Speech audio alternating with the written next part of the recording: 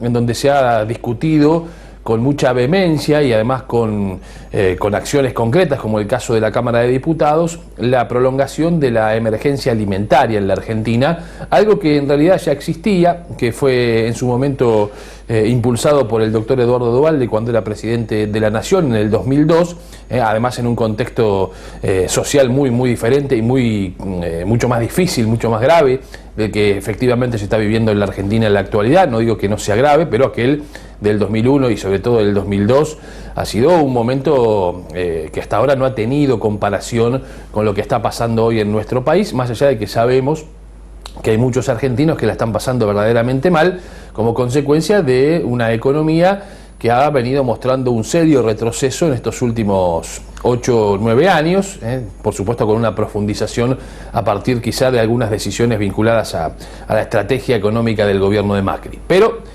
este tema, digamos, interpela varias situaciones para tener en cuenta, sobre todo de cómo ha sido y cómo seguirá siendo en caso de que Alberto Fernández gane las elecciones, el manejo y el control de los planes sociales y de la calle. Hay que remitirse al comienzo del kirchnerismo para encontrar la explicación a alguna de las tensiones que, más allá del motivo real por el cual reclaman, que es ampliar la asistencia alimentaria, ampliar los fondos para comedores y comida, cosa que en realidad es discutible ciertamente, porque si hubo un gobierno que por temor, si se quiere, o por esa idea de al no ser de origen peronista, quizá el temor de no controlar la calle, de que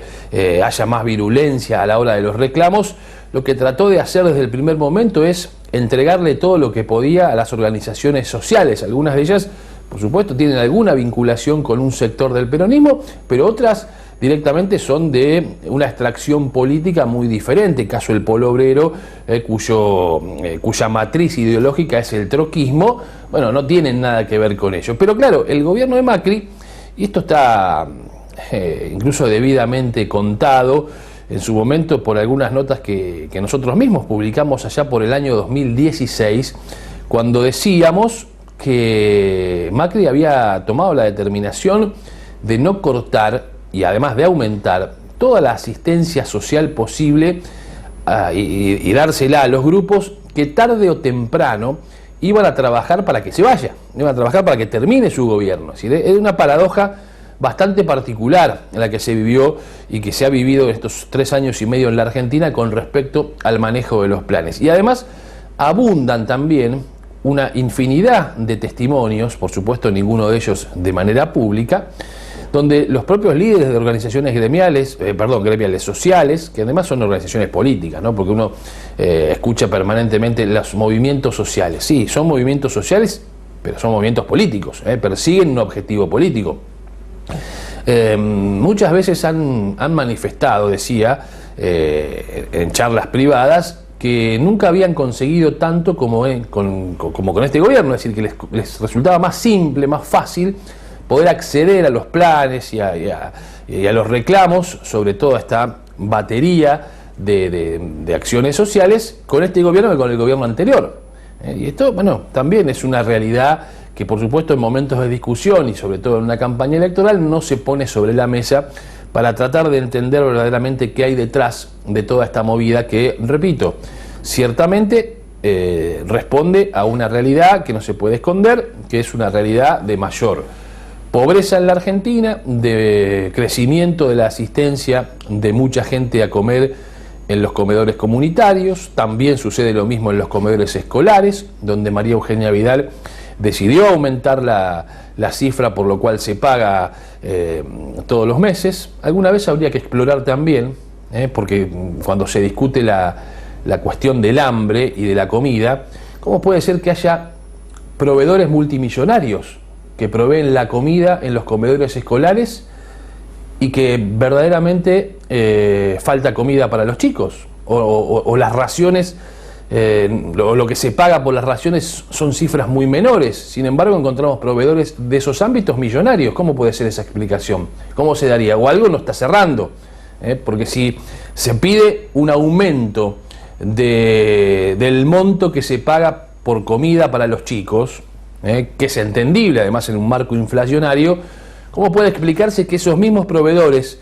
que entregan esa comida se conviertan en millonarios? Bueno, es raro, ¿no? Esta situación de la pobreza en nuestro país en función del manejo estatal y sus, entre comillas, derivados de lo que sucede a partir de esos manejos. Es extraño, es verdaderamente extraño. Detengámonos un minuto en ello, detengámonos. Probablemente sería interesante también observar quiénes son los proveedores, quiénes son los que proveen la comida en los comedores escolares de la provincia de Buenos Aires, en cada uno de los municipios. La gobernadora Vidal tomó la determinación en su momento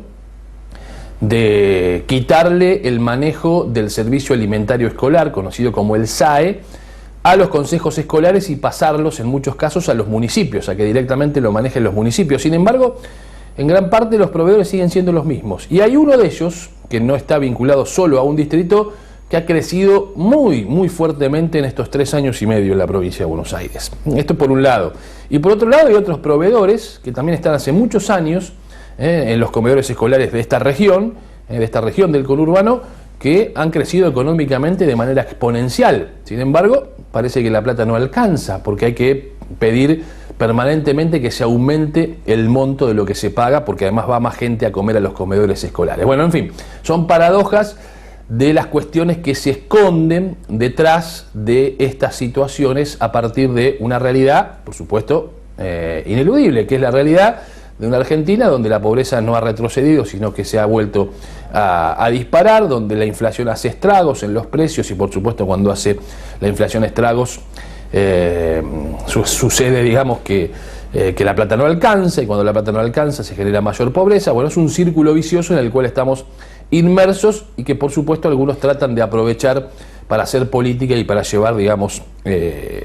agua para su molino. Bueno, en fin, esta es la situación de la que hemos vivido en la última semana, que por supuesto será también importante de monitorear y de seguir de cerca. El próximo miércoles el Senado le va a dar esa media sanción que le falta a la emergencia alimentaria, y de esta forma quedará saldada momentáneamente una discusión que tiene por supuesto mucho tinte a discusión política, porque repito, además la emergencia alimentaria la va a terminar pagando este nuevo desembolso que prevé el proyecto que se ha discutido esta semana. La va a terminar pagando el presupuesto del próximo presidente, y lo más probable es que el próximo presidente no sea Macri, sea el propio Alberto Fernández. Por eso no es casualidad que Alberto Fernández desde Tucumán arroje aquello de salgamos de las calles, porque hay organizaciones sociales que están más cerca de su espacio político, del Frente de Todos, que tienen además referentes que están integrando las listas del Frente de Todos, y bueno, digamos, sería contradictorio el reclamo en la calle, la virulencia en la calle, porque eso lo expondría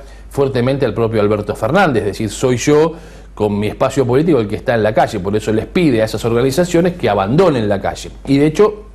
se ha observado y se ha visto la diferencia a la hora del reclamo, aquellos que acamparon en la 9 de julio con aquellos que fueron a pedir al Congreso de manera pacífica que se vote la emergencia alimentaria. Sin ir más lejos, hay organizaciones como la CETEP de Juan Grabois, que muchos la vinculan con el kirchnerismo, con lógica ciertamente, porque se lo ha visto a Grabois acompañar a Cristina Kirchner, incluso a Comodoro Pi, pero muchos otros también creen que Grabois tiene un fluido diálogo con Mario Quintana, el ex vicejefe de gabinete, muy cercano a Carrió, que ha estado siempre muy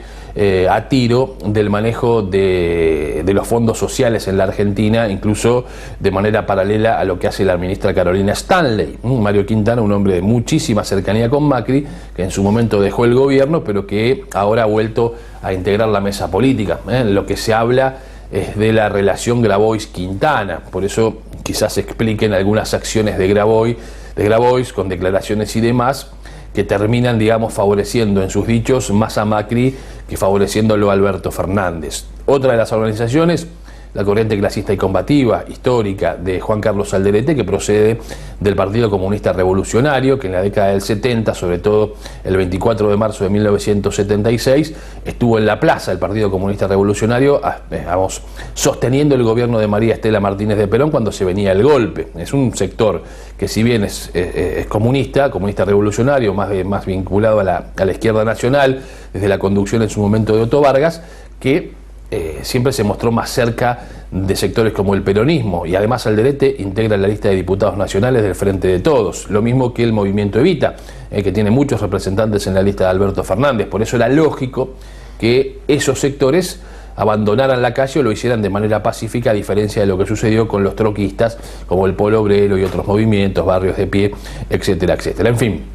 esta situación